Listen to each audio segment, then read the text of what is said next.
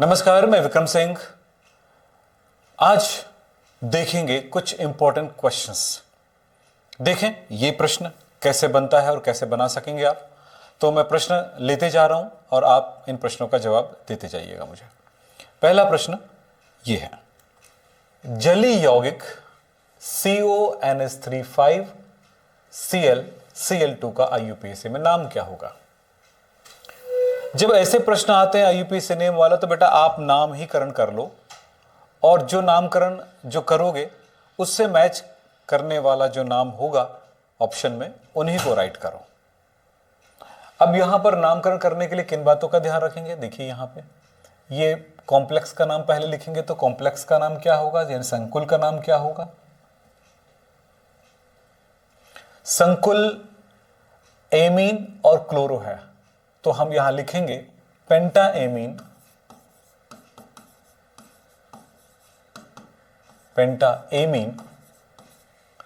Chloro. तो chloro को क्लोराइडो भी बोलते हैं, क्लोरो भी बोलते हैं, क्लोराइडो। फिर कोबाल्ट आएगा,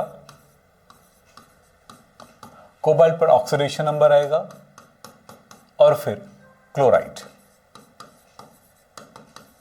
ये नाम कहीं लिखा है क्या, वो चेक कर लीजिए।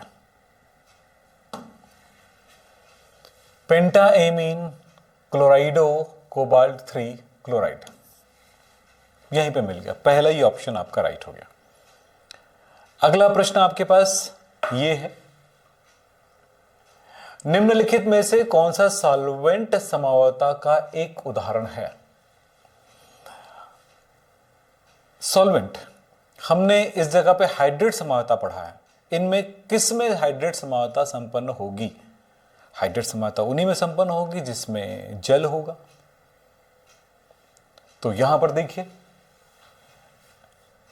CONH35SO4Br, दूसरा CONH35NO2 2+, C है PTNH32Cl2, और अगला दिया है CrH2O4 Cl2Cl3। यहां पर हमें समझ में आ रहा है कि अगर एक Cl अंदर आ जाए तो एक पानी बाहर आ जाएगा। जैसे मैं अगर इसका एग्जांपल बताऊं, और तो क्या मिलेगा, समावयवी में H2O4 की जगह अगर ये 3 हो गया तो एक Cl अंदर आ जाएगा और Cl2 हो जाएगा और एक पानी बाहर। तो इसमें सॉल्वेंट आइसोमेरिज्म दिखाई दे रही है। अगर अगला हम देखें एग्जांपल, अगला प्रश्न देखें, निम्नलिखित में से कौन सा हेलो एरीन है। अब हेलो एरीन, एरीन मतलब एरोमेटिक, तो एरोमेटिक हेलोजन वाला एरोमेटिक, यानी कि ये होना चाहिए बेंजीन रिंग होगा और इसमें कोई X जुड़ा होगा, तो हेलो एरीन हो गया। तो ऐसा कोई है तो ये नहीं है CH3Cl, ये C2H5Br, ये भी नहीं है। C6H5Cl, यस यही है, क्योंकि ये संरचना जो है X की जगह यहां पर Cl के रूप में, तो ये है और ये भी नहीं है। तो हेलो एल्केन है ये ABD, लेकिन C जो है वो हेलो एरीन है, क्लोरो बेंजीन। यस, आगे चलें अगले प्रश्न की तरफ। तो प्रश्न क्या है, निम्नलिखित में से कौन सा SN2 अभिक्रिया के प्रति अधिक क्रियाशील है। SN1 और SN2। SN2 क्रियाविधि में यह देखने को मिलता है प्राथमिक में अधिक होगा, द्वितीयक में कम होगा और तृतीयक में और भी कम होगा। तो हमें ढूंढना होगा प्राथमिक हेलो एल्केन कौन सा है। ए को अगर आप समझें तो उसका स्ट्रक्चर क्या है, लिखा है 2 ब्रोमोब्यूटेन, 1 2 3 4, 2 ब्रोमोब्यूटेन, ये हो गया। तो ये सेकेंडरी हेलो एल्केन हो गया। बी देखें, लिखा है 2 मिथाइल प्रोपेन, 1 2 3, 2 ब्रोमो 2 मिथाइल यानी CH3 यहां पे भी आएगा।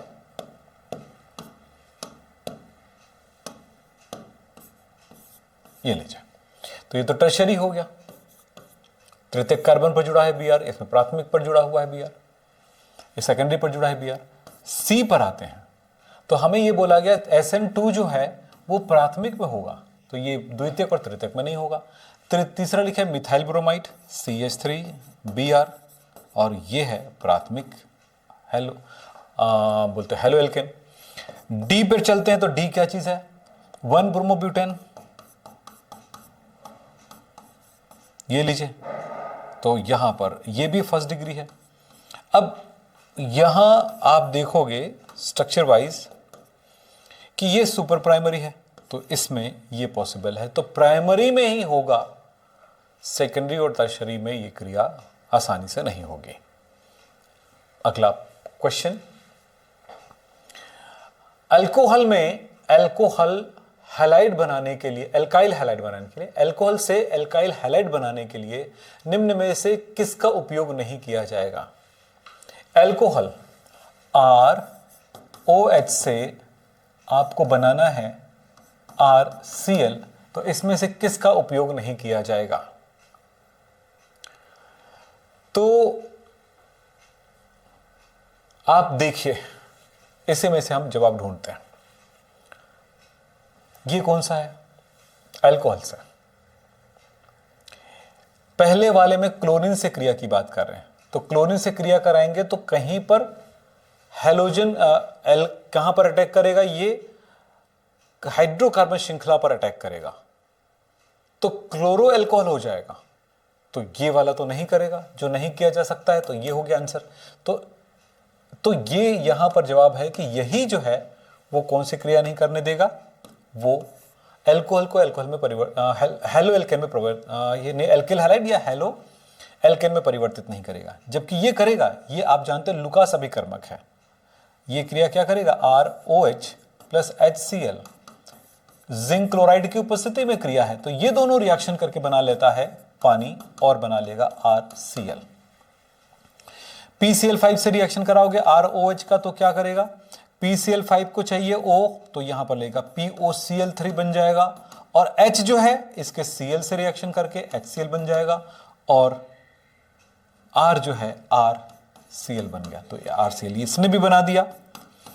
अल्कोहल के साथ ये अगर रिएक्शन करता है तो फिर वही बात है, ClCl HCl बन गया, SO2 बन गया, और क्या बनेगा, ये SO2 बन गया, R बच गया RCl। तो इन सब में बन रहा है। तो हमने यहां पे कहा गया कि एल्किल हैलाइड जो नहीं बनाएगा ACl, तो यहां पर आंसर हो गया ए ऑप्शन आपका राइट है। कोई भी आंसर देते समय उसका फैक्ट पता होना चाहिए, ये नहीं कि ABCD में टिक लगाना है। टिक लगाने से नहीं होगा, उसको सॉल्व करने से होगा। अगला प्रश्न है, एनेंशियोमर कैसे भिन्न होते हैं, किस कारण से एक दूसरे से भिन्न होता है। A क्वथनांक की वजह से, दूसरा ध्रुवीकृत प्रकाश के घूर्णन की वजह से, C गलनांक की वजह से, या D घुलनशीलता में। किस मामले में ये अलग होता है। एनेंशियोमर हमेशा ध्रुवीकृत प्रकाश के घूर्णन की वजह से एक दूसरे से अलग होता है। अगला प्रश्न है, निम्नलिखित में से कौन सी अभिक्रिया ईथर के निर्माण से संबंधित है, यानी इसमें से किस अभिक्रिया के द्वारा आप ईथर का निर्माण कर सकते हो। आपके पास 4 ऑप्शन, पहला कोल्बे की अभिक्रिया, दूसरा राइमर-टीमन अभिक्रिया, C ग्रिग्नार्ड अभिकर्मक की क्रिया, D विलियमसन संश्लेषण। तो निम्नलिखित में से कौन सी अभिक्रिया ईथर के निर्माण से संबंधित है। तो ईथर का निर्माण कराते हैं विलियमसन संश्लेषण से, यानी डी ऑप्शन राइट है। बिल्कुल सीधा सीधा मतलब है। अगला प्रश्न, निम्नलिखित में से कौन सा प्राथमिक अल्कोहल को एल्डिहाइड में ऑक्सीकृत करता है बिना CC बंध को प्रभावित करे। तो C डबल बॉन्ड C यानी कि कार्बन के डबल बॉन्ड को प्रभावित किए बिना ही वो उनके साथ ऑक्सीकृत करके अल्कोहल बनाता है। तो A है जलीय एसीटोन विलयन में CrO3 से रिएक्शन करके, B है जलीय K2Cr2O7, C है जलीय KMnO4 क्षारी KMnO4, और D है इनमें से कोई नहीं। तो आप क्या जवाब देते हैं, एक बार ढूंढ के बता सकते हैं या आप एक बार जवाब देख सकते हैं। तो देख के देखिए, बहुत आसान प्रश्न है, ध्यान रखिएगा। बस जवाब आपको देना है एक बार। मैं चाहता हूं कि अगर कुछ याद आ जाए तो अच्छी बात है आपको।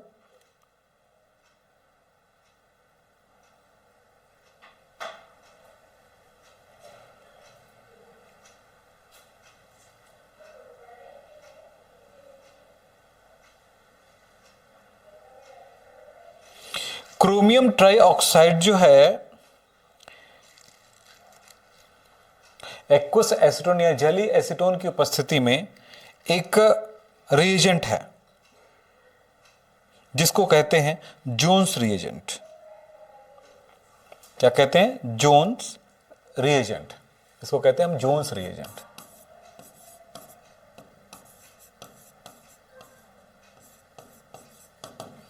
जोन्स रिएजेंट है।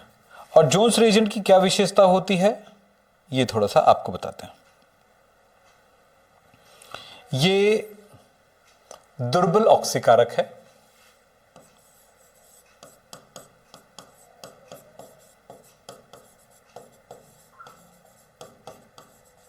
और चूंकि दुर्बल ऑक्सीकारक है इसलिए ये अल्कोहल वाले पार्ट को तो ऑक्सीकृत करके एल्डिहाइड बना देगा, तो इसे एसिड में नहीं परिवर्तित कर पाएगा, जबकि ये सारे एसिड में भी परिवर्तित कर सकता है। ये वाला तो नहीं करेगा लेकिन ये तो कर ही सकता है, ये वाला तो कर ही सकता है।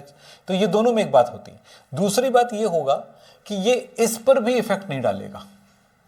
सो जवाब यहां पर हमारा ए ऑप्शन राइट होगा। अगला प्रश्न है निम्नलिखित में से कौन सा उत्पाद बनता है जब फिनॉल CHCl3 और NaOH के साथ अभिक्रिया करता है? यहां पर तीन चीजें याद करो, फिनॉल, क्लोरोफॉर्म, NaOH। यह अभिक्रिया रेमर-टिमन अभिक्रिया कहलाती है।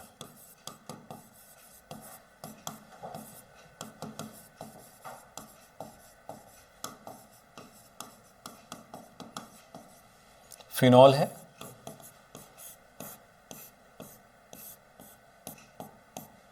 क्लोरोफॉर्म है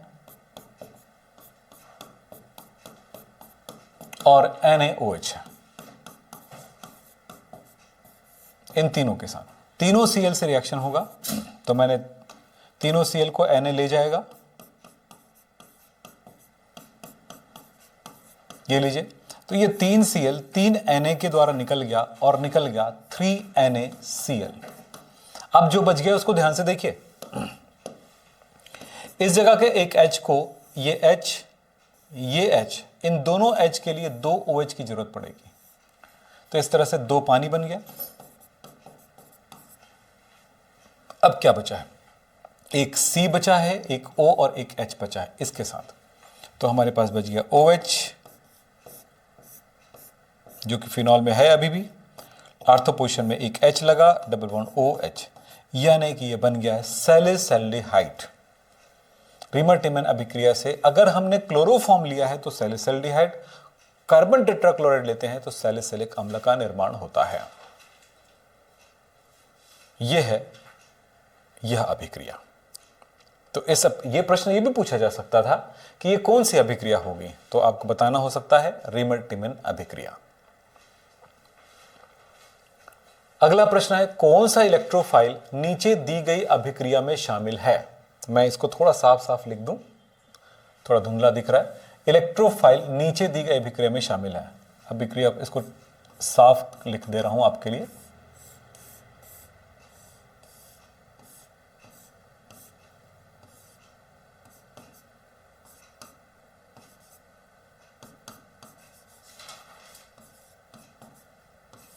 ये उसी रेमर-टिमन अभिक्रिया को दर्शा रहा है।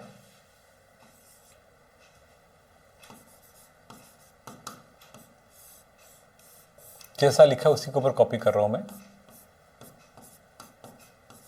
ये लीजिए, बाकी तो दिख ही रहा होगा। तो इसमें पूछा जा रहा है इसमें से कौन सा इलेक्ट्रोफाइल है, यानी चारों में से कौन सा इलेक्ट्रोफाइल है जो अभिक्रिया में शामिल होगा। तो इलेक्ट्रोफाइल कौन कौन सा होगा वो बताना है आपको। तो सबसे पहले बात याद रखिएगा, क्लोरोफॉर्म CHCl3 की क्रिया पहले OH माइनस से होगा। OH माइनस कहां से आएगा? KOH से आएगा। वहां पर NaOH लिया है तो NaOH से आएगा, बोलूंगा NaOH से आएगा। NaOH टूटता है Na प्लस और OH माइनस में, तो इनमें से H निकल जाएगा। ठीक है, कौन निकलेगा, OH और H प्लस निकलेगा। H प्लस निकलने से क्या बना, पानी बना और बच जाएगा CCl3 प्लस निकला है तो ये माइनस हो गया। इस तरह से ये जो CCl3 माइनस है वो अपना एक Cl माइनस दान कर देगा तो CCl2 बन जाता है और यही CCl2 अटैक करता है इस पर, रिंग पर,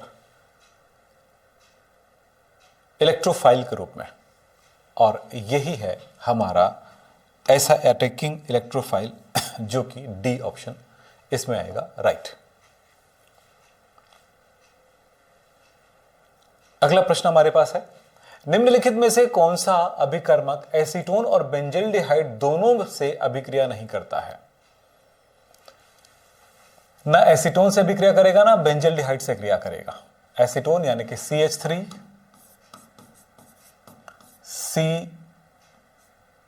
COCH3 और दूसरा यहां पर क्या है, बेंजल्डिहाइड C6H5CHO, दोनों से अभिक्रिया नहीं करता है।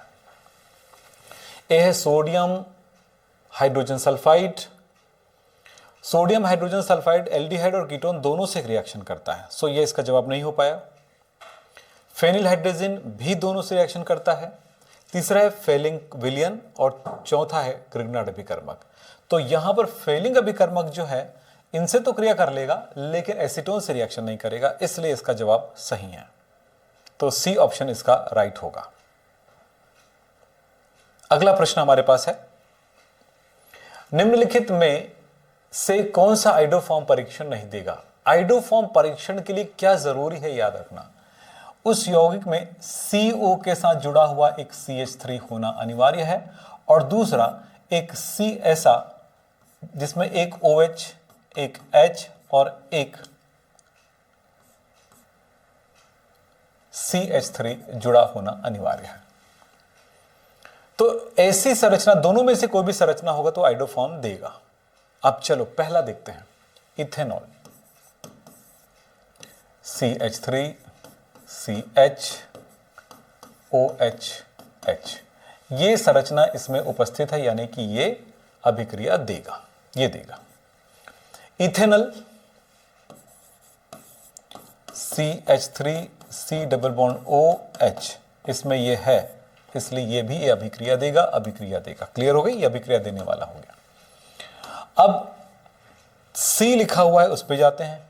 पेंटेन 2 ओन, 1 2 3 4 5, 2 ओन, यहां पर भी CH3 CO उपस्थित है ऊपर वाला, तो ये भी अभिक्रिया देगा।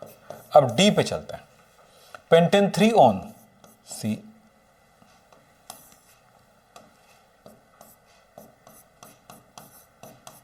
ये लीजिए, ये तीसरे नंबर पर आया।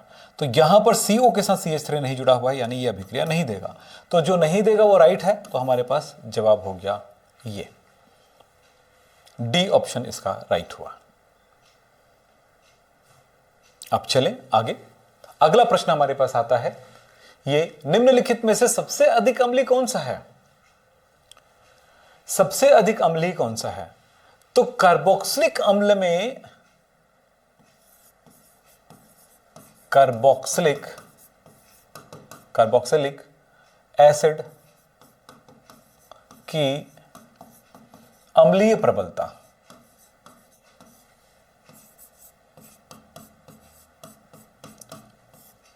समानुपाती होता है -I के और व्युत्क्रमानुपाती होता है +I के। तो यहां पर आप देख रहे हो अंतर है तीनों में, चारों में, FClBrI। -I प्रभाव की प्रबलता जो है F की सर्वाधिक होती है, Cl का कम, Br का और कम, I का और कम और H का और कम। तो आप देख रहे हो सबसे अधिक -I प्रभाव डाल रहा है फ्लोरीन, और -I प्रभाव डालने वाले की अम्लीय प्रबलता अधिक होगी, तो सीधा सा मतलब फ्लोरीन वाला हमारा ये हुआ, तो सबसे अधिक अम्लीय ए ऑप्शन होगा। जवाब पता होना चाहिए, ऐसा नहीं कि ABCD में जवाब है। मैं बार बार बोलता हूं ABCD में जो जवाब होता है ना, वो जवाब नहीं है, उसके पीछे के जो कारण है उससे आपके जवाब मिलने चाहिए। चलें, अगला प्रश्न हमारे पास आ रहा है कोई ये, निम्नलिखित में से किसका pKa मान सबसे कम है? pKa, आपको याद रखना चाहिए कि pKa का मान कम होने पर अम्लीय प्रबलता अधिक होगी। अम्लीय प्रबलता व्युत्क्रम होगा, यानी जितना अधिक pKa होगा अम्लीय उतनी कम होगा। pKa मान अधिक होगा, अम्लीय प्रबलता, pKa मान कम होगा, अम्लीय प्रबलता अधिक होगी। तो सबसे पूछा है कि सबसे कम pKa है, मतलब सबसे अधिक अम्लीय कौन होगा? सबसे अधिक अम्लीय कौन होगा? फिर वही बात है, प्लस आई से रिलेट है। यहां पर एग्जांपल में देखें तो हमने पढ़ा था अम्लीय प्रबलता भी,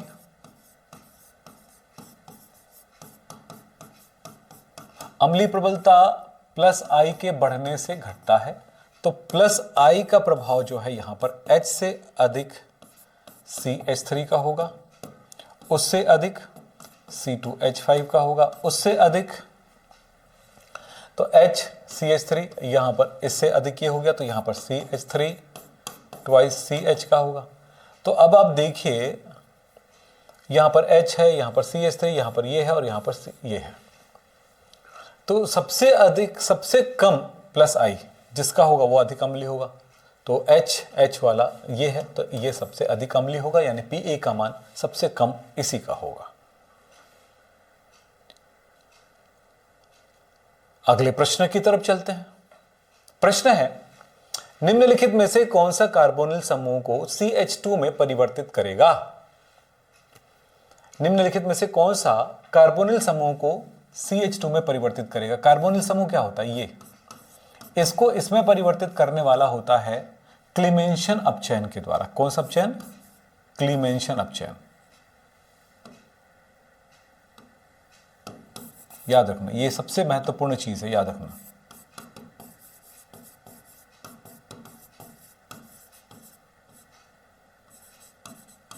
और क्लीमेंशन रिडक्शन में होता है यहां पर zinc amalgam plus HCl, concentrate HCl, इनके द्वारा। तो यहां पर वो दिखाई दे रहा है, ये नहीं करेगा, ये है, ये भी नहीं, ये भी नहीं। CO को एल्केन में परिवर्तित करने वाला अभिकर्मक है जिंक अमलगम और कॉन्सेंट्रेट HCl, और ये अभिक्रिया कहलाती है क्लीमेंशन अपचयन। चलें अगले प्रश्न की तरफ चलते हैं। निम्नलिखित में से कौन एक प्राथमिक एमीन है?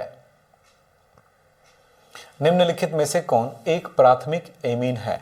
अब आपको प्राथमिक एमीन का मतलब समझते हो? प्राथमिक कार्बन से अगर नहीं, एमीन पर केवल एक ही एल्काइल समूह जुड़ा है तो वो प्राथमिक एमीन है।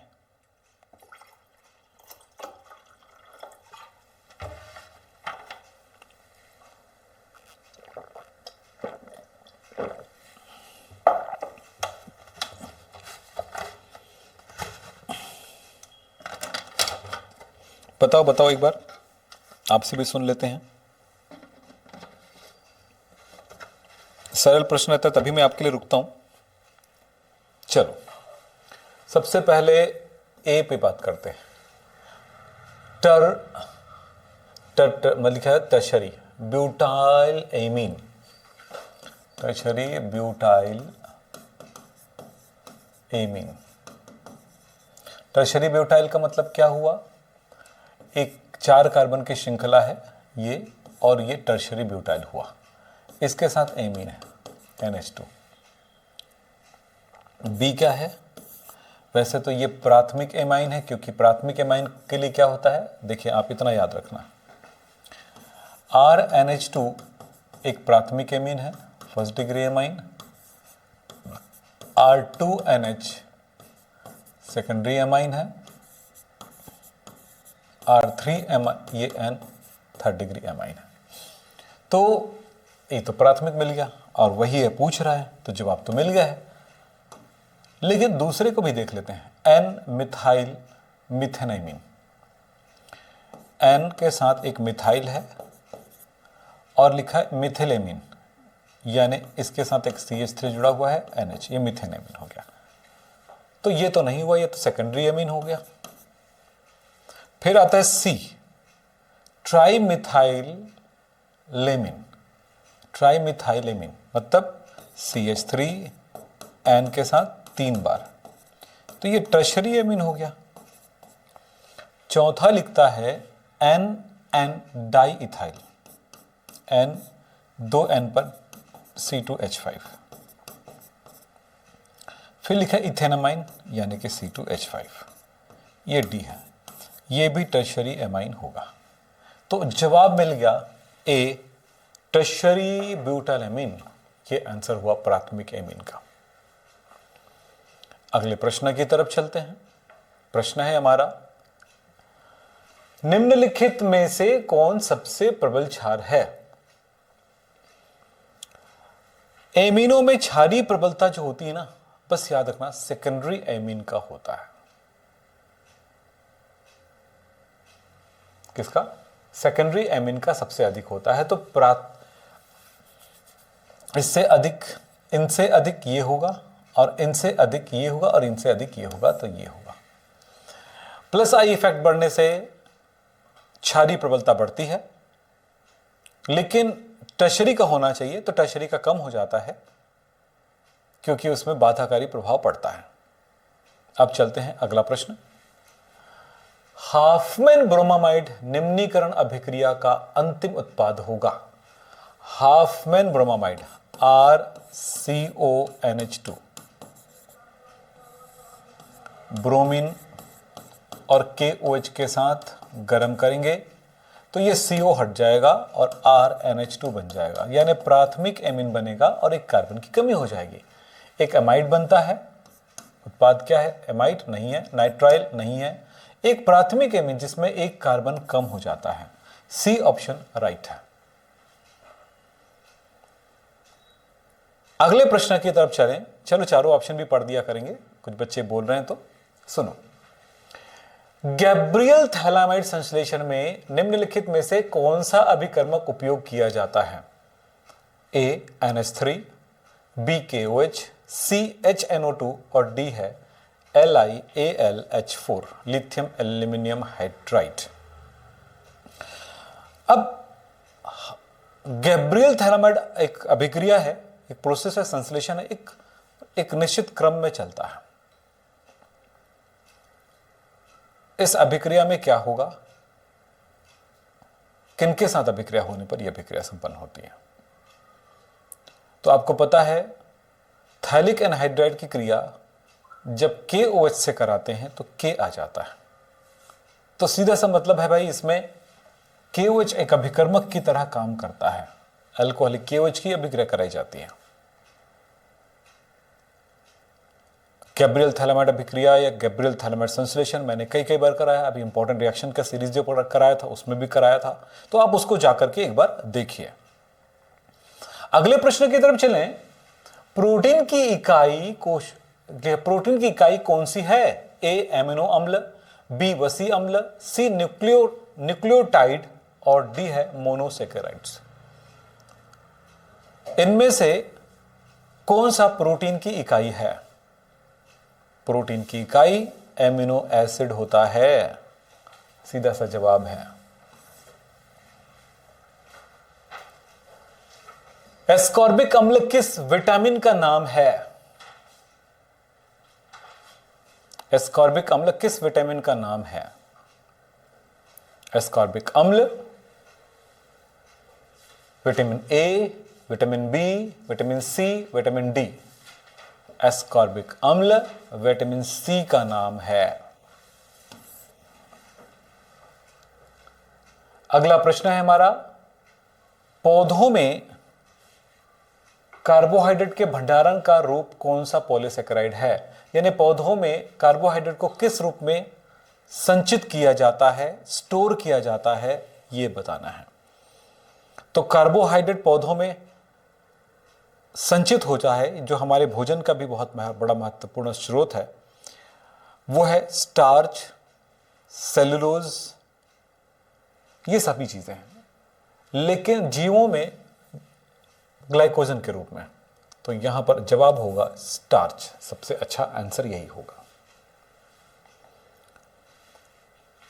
पेट में प्रोटीन की कौन सा एंजाइम पचाता है? पेट में प्रोटीन को कौन सा एंजाइम पचाता है, यानी हमारे पेट में जो प्रोटीन जाता है इसको पचाने वाला कोई एंजाइम है, तो वो कौन सा है? ए है एमाइलेज, बी लाइपेज, सी पेप्सिन और डी है माल्टेज। जवाब होगा पेप्सिन। इनमें से कौन सा एक प्राकृतिक पॉलीमर है?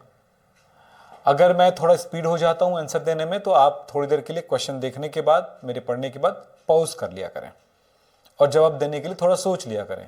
इससे क्या होगा, हम ज्यादा क्वेश्चन करा पाएंगे कम समय में। कुछ बच्चे स्लो पढ़ते हैं तो स्लो के लिए सही है, कुछ बच्चे थोड़ा फास्ट पढ़ते हैं तो वो चाहते हैं कि थोड़ा स्पीड में होना चाहिए, तो उनके लिए इस तरह से बात कर रहे हैं। फिलहाल देखिए प्राकृतिक पॉलीमर कौन सा है? Nylon 66, bakelite, starch, PVC. Nylon 66, bakelite और पीवीसी एक अप्राकृतिक या संश्लेषित बहुलक है, जबकि स्टार्च जीवों के शरीर में बनते हैं, प्राकृतिक है। इनमें से कौन सा थर्मोसेटिंग प्लास्टिक है?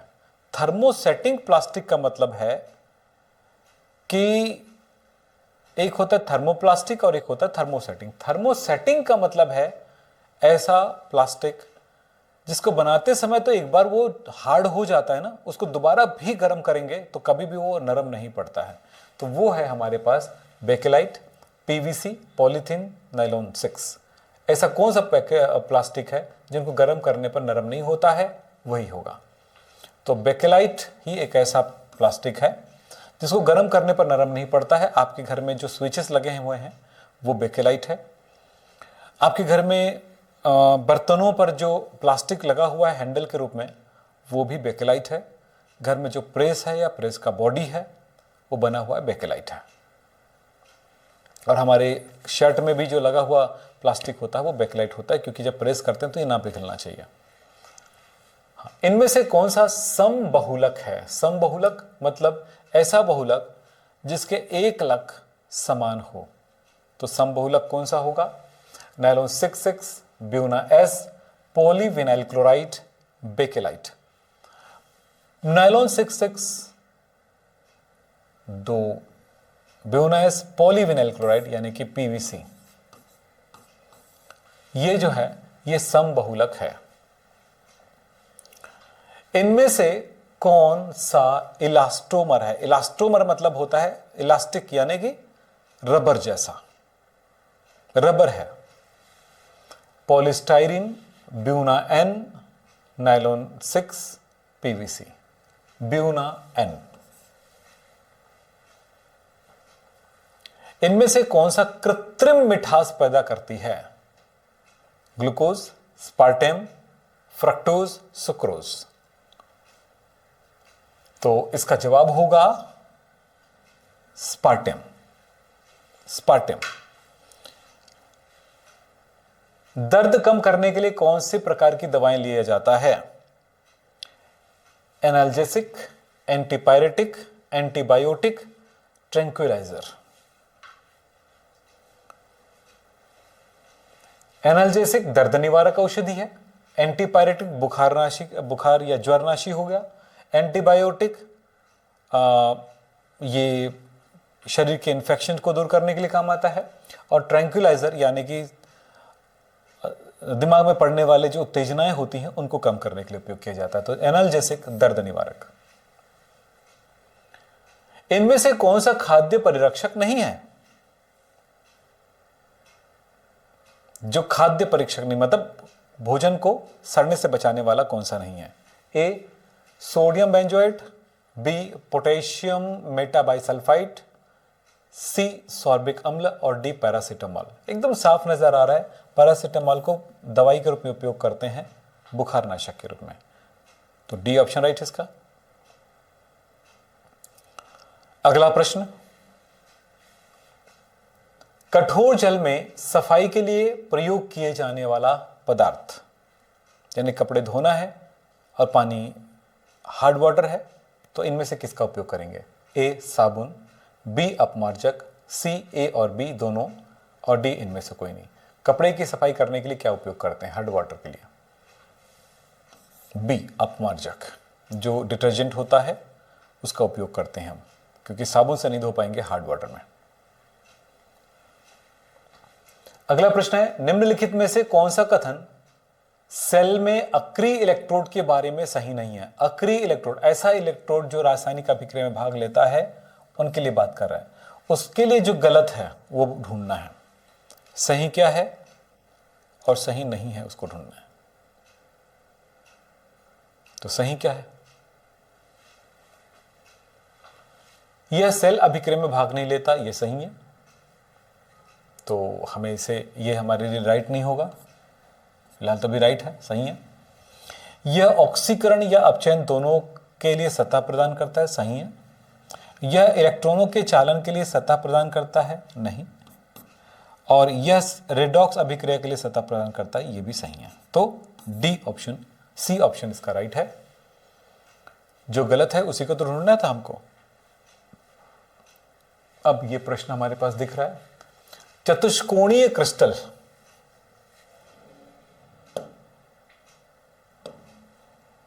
क्या लिखा हुआ है? चतुष्कोणीय क्रिस्टल।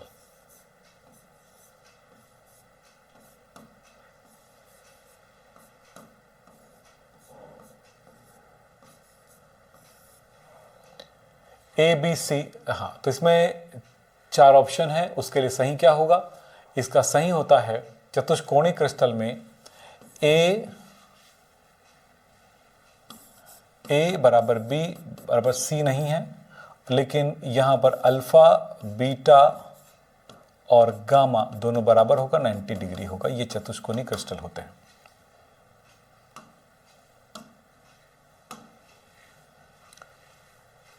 निम्नलिखित में से कौन सा एक आदर्श विलयन के लिए गलत है? डेल्टा एच मिक्सिंग इज 0, सही है। आयतन 0, ये भी सही है। वाष्प दाब में भी परिवर्तन नहीं होता, वो भी सही है, लेकिन डेल्टा जी परिवर्तन 0 लिखा है, ये गलत है।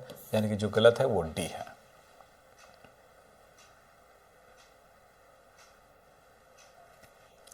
अब अगला प्रश्न, निम्नलिखित में से कौन सा ग्राफ प्रथम कोटि की अभिक्रिया के लिए सही है?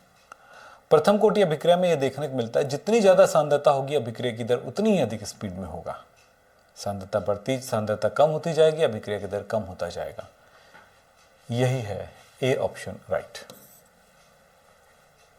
तो इस तरह से हमने आज कुछ प्रश्न देखे। आगे हम प्रश्नों के साथ भी और टॉपिक के साथ आएंगे। आपको जो चाहिए हमें कमेंट बॉक्स में ज़रूर बताइए, ताकि हम आपकी पढ़ाई अच्छा कर सकें।